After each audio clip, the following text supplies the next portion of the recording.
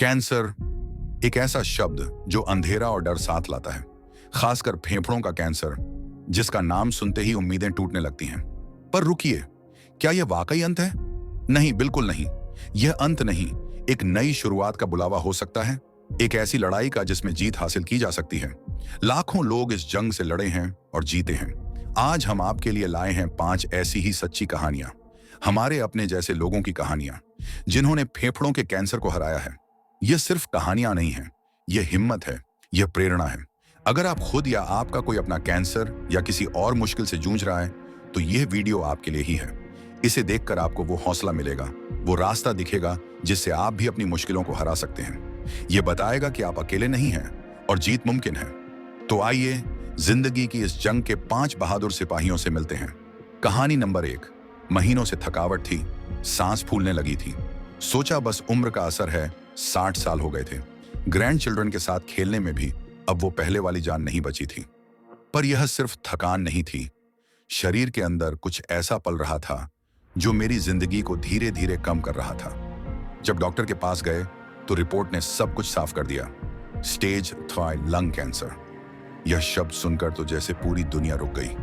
आंखों के सामने पोटियों के चेहरे घूम गए। क्या मैं उन्हें बड़ा होते देख पाऊंगी? डर ने मेरे पूरे वजूद को जकड़ लिया था। इलाज का सफर बहुत मुश्किल लग रहा था, जैसे एक ऐसी लड़ाई जिसके लिए मैं मानसिक रूप से तैयार ही नहीं थी। कीमोथेरेपी, रेडिएशन, हर सेशन एक आजमाइश थी। शरीर टूट रहा था, बाल झड़ गए थे, कमजोरी इतनी थी कि बिस्तर से उठना मुश्किल था। पर मन में एक आवाज थी, हार नहीं माननी। यह लड़ाई सिर्फ मेरी नहीं थी, मेरे परिवार की भी थी। उनकी आंखों में उम्मीद देखकर हिम्मत आती थी। फिर डॉक्टर ने एक नए इलाज के बारे में बताया, इम्यूनोथेरेपी। मेरे शरीर की रोग प्रतिरोधक क्षमता को मजबूत करना ताकि वह कैंसर से लड़ सके। यह एक नई किरण थी अंधेरे में। इम्यूनोथेरेपी ने वाकई कमाल किया। धीरे धीरे फर्क दिखने लगा। वो थकान, वो सांस फूलना कम होने लगा। और फिर वो दिन आया जब डॉक्टर ने मुस्कुराते हुए कहा, आपका कैंसर रिमिशन में है। रिमिशन। जिंदगी वापस मिल गई थी। यह सफर मुश्किल था, दर्द भरा था, पर मैंने हिम्मत नहीं हारी।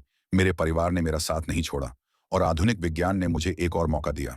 आज मैं अपने ग्रैंड चिल्ड्रन के साथ हंसती खेलती हूँ और यह एहसास कि मैंने मौत को हराया हर दिन को और भी कीमती बना देता है। यह कहानी बताती है कि यहाँ तक कि एडवांस स्टेजेस में भी उम्मीद नहीं छोड़नी चाहिए। कहानी नंबर 2। मैं राजत, 65 साल का, एक रिटायर्ड टीचर। मेरी जिंदगी, मेरे स्टूडेंट्स, मेरे समुदाय के लोग थे। सब कुछ ठीक चल रहा था जब तक उस दिन रिपोर्ट्स हाथ में नहीं आई। डॉक्टर ने कहा, राजत जी, आपको स्मॉल सेल लंग कैंसर है। यह काफी अग्रेसिव होता है। यह सुनकर मेरे हाथ से रिपोर्ट गिर गई। चेहरे पर सिर्फ आश्चर्य और गहरा डर था। Small cell lung cancer, aggressive. इन शब्दों ने जैसे दिमाग सुन्न कर दिया। अंधेरा छा गया, सब कुछ खत्म लग रहा था। मैं अकेला इस बीमारी से कैसे लड़ूंगा? बहुत घबराहट हो रही थी। यह एक ऐसी चुनौती थी जिसकी मैंने कभी कल्पना भी नहीं की थी। जब मुझे लगा मैं बिखर जाऊंगा, तब मेरा सामना एक मल्टी डिसिप्लिनरी केयर टीम से हुआ। ऑन्कोलॉजी, सर्जरी, पल्मोनोलॉजी के एक्सपर्ट्स। वह सिर्फ डॉक्टर नहीं थे, वह मेरी उम्मीद की किरण बने। उन्होंने एक साथ मिलकर मेरे लिए एक पर्सनलाइज प्लान बनाया। कीमोथेरेपी और रेडियोथेरेपी। यह इलाज बहुत मुश्किल था। शरीर थक जाता था, कभी कभी लगता था हिम्मत जवाब दे रही है। ट्रीटमेंट के साइड इफेक्ट्स बहुत थे। शारीरिक और मानसिक रूप से मैं कमजोर हो रहा था। पर टीम के लोग, उनका सपोर्ट, उनकी कंपैशन, उन्होंने मुझे संभाले रखा। उन्होंने सिर्फ मेरे कैंसर पर फोकस नहीं किया, मेरे दर्द, मेरी चिंता, मेरी तकलीफ, सब कुछ समझा। मुझे एक क्लिनिकल ट्रायल के बारे में भी पता चला, एक नई इम्यूनोथेरेपी ड्रग। मैंने सोचा, क्यों नहीं, एक और मौका मिल रहा है लड़ने का। मुश्किलों अब भी थी, पर मैं अकेला नहीं था। इस टीम की वजह से, उनके साथ और सही इलाज से, मैंने इस भयानक बीमारी का सामना किया। मैंने देखा कि जब एक्सपर्ट्स एक साथ आते हैं तो नामुमकिन भी मुमकिन लगने लगता है। मेरी क्वालिटी ऑफ लाइफ बेहतर हुई। राजत सर फिर से अपनी जिंदगी में वापस आ रहे थे। उनकी कहानी सिखाती है कि अग्रेसिव कैंसर से लड़ते हुए भी एक सही टीम और सपोर्ट सिस्टम से आप बेहतर परिणाम पा सकते हैं। कहानी नंबर 3। मैं नेहा, 42 साल की, एक फिटनेस एंथुसियास्ट। मैंने कभी स्मोकिंग नहीं की। हेल्दी खाना, रेगुलर एक्सरसाइज, यह मेरी जिंदगी का हिस्सा था। जब थोड़ी खांसी हुई तो सोचा सामान्य है, शायद मौसम बदल रहा है। पर वो ठीक नहीं हो रही थी। और फिर जब रिपोर्ट्स आई, डॉक्टर ने कहा, नेहा जी, आपको एडेनोकार्सिनोमा है। ये एक तरह का लंग कैंसर है। Lung cancer? मुझे, जो कभी स्मोकर नहीं रही? यह तो सिर्फ स्मोकर्स को होता है, मैंने तो यही सुना था। मेरे सारे विश्वास टूट गए थे। दिमाग में हजारों सवाल थे। ऐसा क्यों? मेरे साथ ही क्यों? ये शॉक किसी भी फिजिकली टैक्सिंग ट्रीटमेंट से ज्यादा मुश्किल था। लोगों के सवाल, उनकी हैरानी, तुम्हें कैसे हो सकता है? ये सुनकर और तकलीफ हो रही थी। पर डॉक्टर ने कहा, रुक जाओ। मेरी जेनेटिक टेस्टिंग हुई और रिजल्ट्स में कुछ ऐसा निकला जिसने मेरी लड़ाई की दिशा ही बदल दी। मेरे कैंसर सेल्स में एक स्पेसिफिक म्यूटेशन थी। इसका मतलब था कि मेरा इलाज परंपरागत तरीके से अलग हो सकता था। मुझे ट्रेडिशनल केमोथेरेपी की जरूरत नहीं पड़ी। मुझे ऐसी दवाई मिली जो सीधे उसी म्यूटेशन पर काम करती थी। ये टारगेटेड थेरेपी थी। साइड इफेक्ट्स बहुत कम थे। इसने मुझे बहुत राहत दी। धीरे धीरे मैं अपनी स्ट्रेंथ वापस पा रही थी। रेगुलर चेकअप्स और मेरी वही पुरानी हेल्थी लाइफस्टाइल, इसने मुझे वापस पटरी पर ला दिया। मैंने सीखा कि कैंसर किसी को भी हो सकता है। स्मोकिंग हिस्ट्री होना या ना होना कोई गारंटी नहीं है। अपने शरीर की सुनो, लक्षणों को नजरअंदाज मत करो और जेनेटिक टेस्टिंग जैसे एडवांसमेंट्स के बारे में जानो। आज मैं लोगों को बताती हूँ कि लंग कैंसर सिर्फ एक स्टीरियोटाइप नहीं है और सही जानकारी और सही इलाज से इसे लड़ा जा सकता है। मेरी कहानी बताती है कि हर पेशेंट अलग है और उसका इलाज भी अलग हो सकता है और पर्सनलाइज्ड मेडिसिन एक गेम चेंजर हो सकती है। कहानी नंबर 4। 70 साल का हो गया था। रिटायर्ड इंजीनियर था। सोचा अब थोड़ी शांति की जिंदगी जीऊंगा, ग्रैंड किड्स के साथ वक्त बिताऊंगा। पर जिंदगी ने एक और इम्तिहान ले लिया। लंग कैंसर का डायग्नोसिस। दर्द, थकावट और रिपोर्ट्स में वो सच। डायग्नोसिस सुनकर लगा जैसे पहाड़ टूट पड़ा हो। एज हो गई थी, शरीर पहले जैसा मजबूत नहीं था। आगे का सफर बहुत डॉन्टिंग, बहुत डरावना लग रहा था। कैसे होगा? क्या मैं यह सब सह पाऊंगा? अकेलापन महसूस हो रहा था, भले ही मेरा परिवार मेरे आसपास था। पर मैंने सोचा, अकेलापन? मैं अकेला कहाँ था? मेरे बच्चे, मेरी बहुएं, मेरे पोते पोती, वो सब मेरे साथ थे। जिस पल उन्हें पता चला, वो मेरी ताकत बन गए। हर अपॉइंटमेंट पर, हर रिपोर्ट की जानकारी लेने में, मेरे लिए बेस्ट ऑप्शन ढूंढने में, वो मेरी आर्मी बन गए थे। उनका इमोशनल सपोर्ट, वो मेरी सबसे बड़ी दवाई थी। सर्जरी हुई, फिर कीमोथेरेपी के राउंड्स। ट्रीटमेंट बहुत मुश्किल था। शारीरिक और मानसिक रूप से मैं टूट रहा था। लगता था अब और नहीं सह सकता। पर जब आंख खुलती थी और उनके चेहरे दिखते थे, उनकी एनकरेजिंग बातें सुनता था, मेरी हिम्मत वापस आ जाती थी। वो ध्यान रखते थे कि मैं समय पर दवाई लूं, सही खाना खाऊं। मेरे पोते पोती जब पास आते थे तो सारा दर्द भूल जाता था। उनकी हंसी मेरी सबसे बड़ी हीलिंग पावर थी। आज मैं कैंसर फ्री हूं और इसका क्रेडिट सिर्फ डॉक्टर्स या दवाइयों को नहीं जाता। इसका सबसे बड़ा क्रेडिट मेरे परिवार को जाता है। उनके प्यार, उनके सपोर्ट, उनकी सेवा ने मुझे जिंदा रखा। उन्होंने ही मुझे हिम्मत दी कि मैं फिर से चल सकूं, फिर से जी सकूं। अगर आप कैंसर से लड़ रहे हैं तो याद रखिए, आप अकेले नहीं हैं। आपके अपने ही आपकी सबसे बड़ी ताकत हैं। साथ आपकी आधी लड़ाई जीत लेता है। कहानी नंबर 5। मैं अंजलि, 50 साल की, एक होम मेकर। जिंदगी अपनी रफ्तार से चल रही थी। घर परिवार में व्यस्त थी। जब पता चला कि शुरुआती स्टेज का लंग कैंसर है, तो जैसे पैरों तले जमीन खिसक गई। सर्जरी हो गई, गांठ निकल गई। डॉक्टर ने कहा, इलाज हो गया है। पर डर अब भी वही था। क्या यह वापस आ जाएगा? क्या मैं अब कभी पहले जैसी स्वस्थ हो पाऊंगी? सर्जरी के बाद फिजिकली और मेंटली रिकवरी एक अलग लड़ाई थी।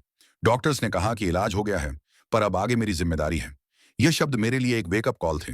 अगर मुझे सच में इस बीमारी को हराना है और उसे वापस आने से रोकना है, तो मुझे खुद में बड़ा बदलाव लाना होगा। मेरी सबसे बड़ी चुनौती थी मेरी स्मोकिंग की आदत। सालों की आदत, उसे छोड़ना बहुत मुश्किल था। हर कश लगाने का मन करता था। ये एक जबरदस्त स्ट्रगल था।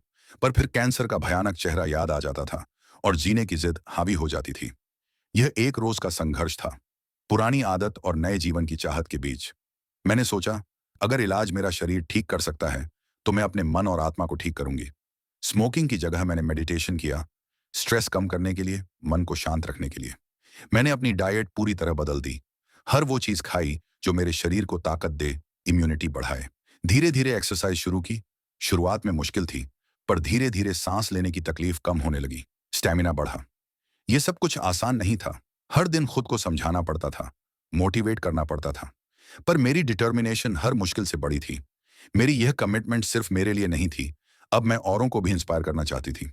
मैंने कैंसर सपोर्ट ग्रुप्स में वॉलंटियर करना शुरू किया। अपनी कहानी बताकर लोगों को समझाया कि इलाज के बाद भी आपके हाथ में बहुत कुछ है। हेल्थी लाइफस्टाइल सिर्फ फैशन नहीं है, ये जीने का तरीका है। ये रिकवरी और प्रिवेंशन का हिस्सा है। आज मैं ना सिर्फ कैंसर फ्री हूं, बल्कि पहले से ज्यादा स्वस्थ और खुश हूं। कैंसर ने मुझे एक नई दिशा दी, एक मौका दिया अपने आप को फिर से डिफाइन करने का। मेरी कहानी ये बताती है कि मेडिकल साइंस अपना काम करती है, पर असली हीलिंग तब शुरू होती है जब आप खुद अपनी सेहत की जिम्मेदारी लेते हैं। लाइफस्टाइल में बदलाव लाना मुश्किल है, पर यह आपकी लड़ाई को और मजबूत बनाता है। तो देखा आपने, ये कहानियां सिर्फ किसी और की नहीं है, ये हमारे बीच के लोगों की हैं। इन्होंने हमें सिखाया कि चाहे मुश्किल कितनी भी बड़ी हो, उम्मीद का दामन नहीं छोड़ना चाहिए। अब सुनो मेरी बात, बिल्कुल अपने भाई या बहन की तरह तुम्हारे दर्द को समझते हुए कह रहा हूं। मुझे पता है कि ये वक्त कितना भारी है।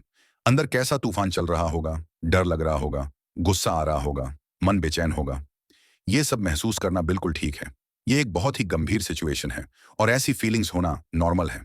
तुम अकेले नहीं हो जो ऐसा महसूस कर रहे हो। पर इसी मुश्किल घड़ी में हमें खुद को और अपने चाहने वालों को संभालना है। कैसे? ध्यान से सुनो। सबसे पहले, हिम्मत मत हारना, चाहे कुछ भी हो जाए।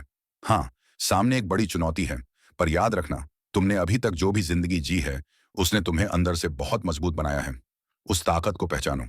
दूसरा, मेडिकल हेल्प जरूर लो। अच्छे डॉक्टर की तलाश करो।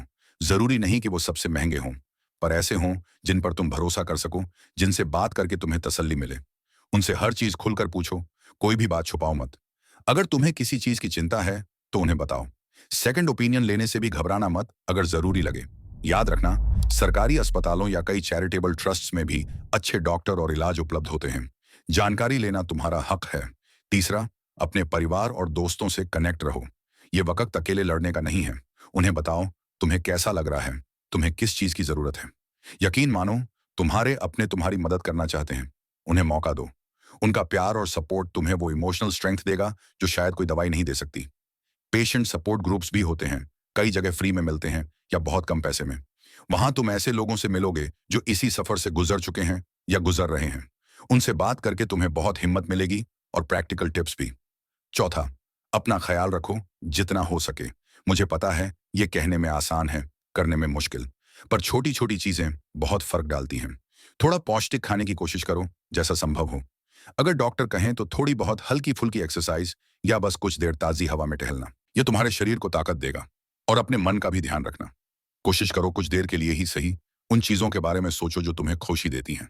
मेडिटेशन या बस अपनी पसंद का म्यूजिक सुनना, कुछ भी जो तुम्हारे मन को सुकून दे। सबसे जरूरी बात, हर दिन एक जैसा नहीं होगा।